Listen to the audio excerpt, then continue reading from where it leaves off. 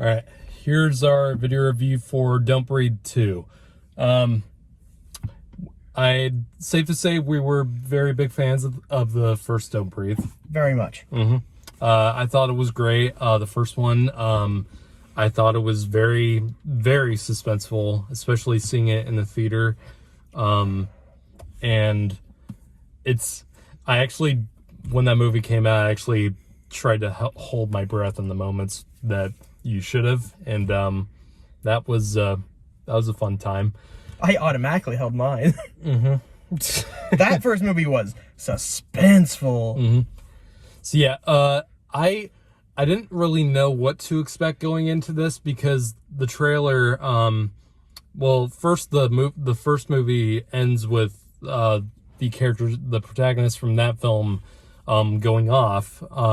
So I thought, so right off the bat, I did think they were going in a different direction and not just gonna follow the same characters, which I'm really glad they did. And this movie is very different in its approach than the first film.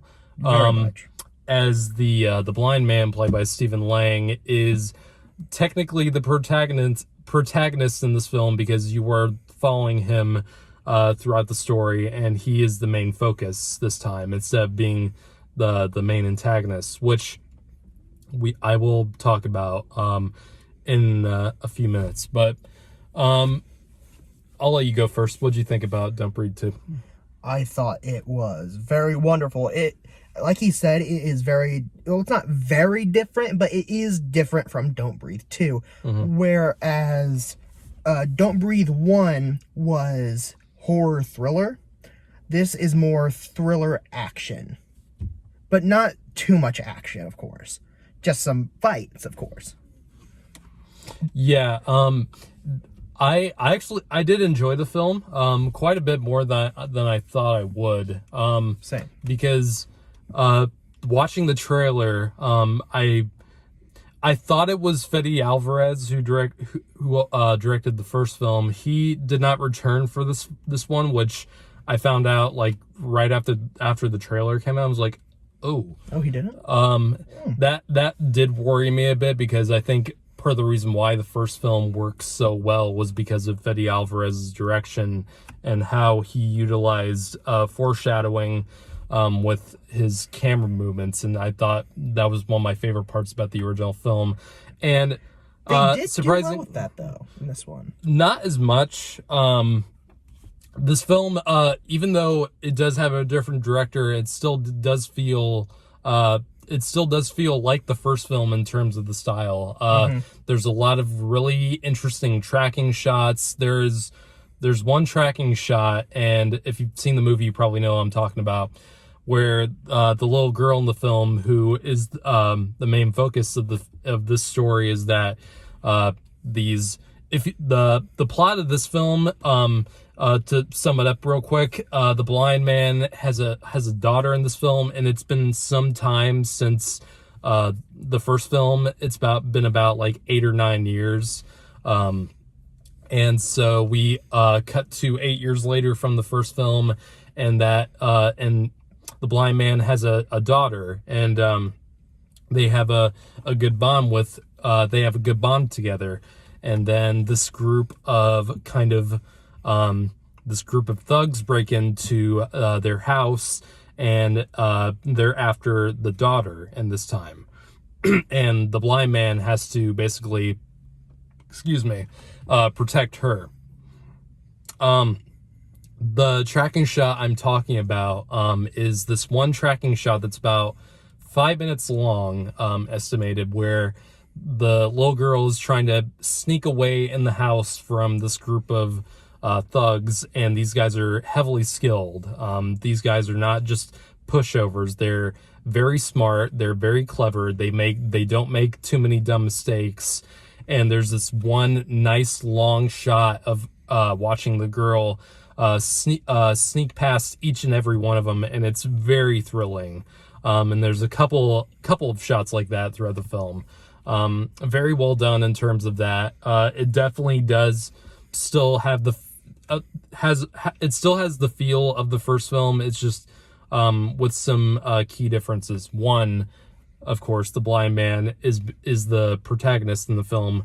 And the reason why I think a lot of people are turned off by this film in particular and not the first film was because Spoiler alert for the first film. Yes. The first film, you find out that the blind man is basically He's not a very good guy. He has been impregnating women or younger women because to bring back his daughter that died tragically years past. And so he's been kidnapping women and basically raping them. Specifically the woman that caused her death. Yes. Yeah, you're right. I forgot about that detail. Yeah. And so it's a lot of people are turned off by the fact that it's the movie. The trailer kind of did this more than the movie does, but it definitely gives the idea that the blind man is now the hero, and I don't like this thought that people have about that. And I understand why people will be turned off if they just saw that and were like, oh, I don't like that at all. I don't want to support that movie. Hell, I was like that. And the movie, here's the thing. The movie does not paint this guy as a good guy in this one. He's not at all. And you learn quite a bit about what he's been doing outside the first film. And the movie in no way paints this guy like he's an angel, unlike the first film. And even in the first film, and I brought this up to you after the movie ended, the first film, no one in the first film is a good person either, because the people trying to break into the house who were technically the heroes are thieves who are robbing a fucking blind man.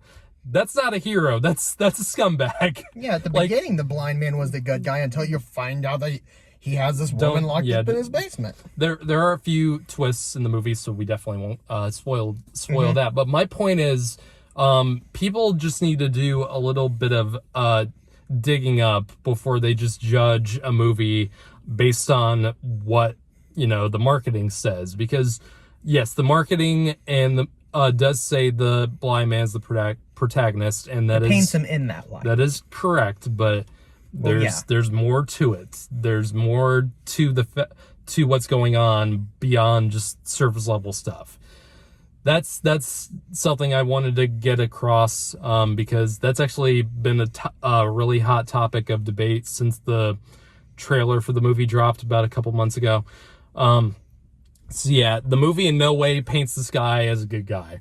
But the movie does make a few odd mistakes, or in terms of the story and what the plot.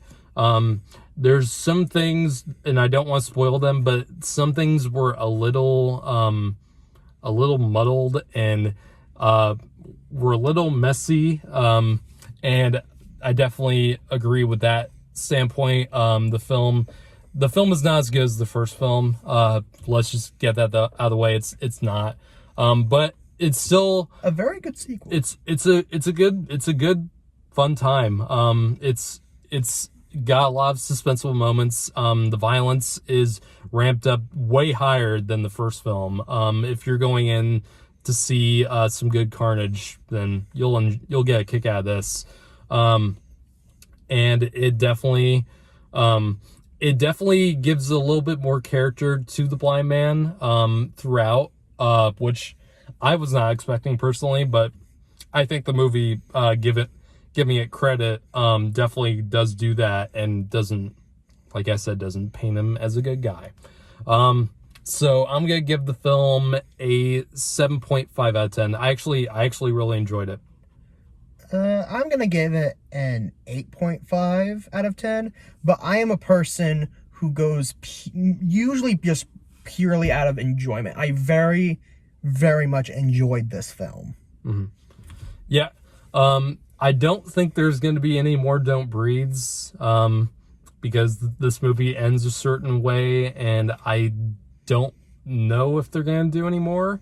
And if they never know. And if they do, I'm gonna be a little distracted by that. But anyway, retcon's gonna happen. fuck.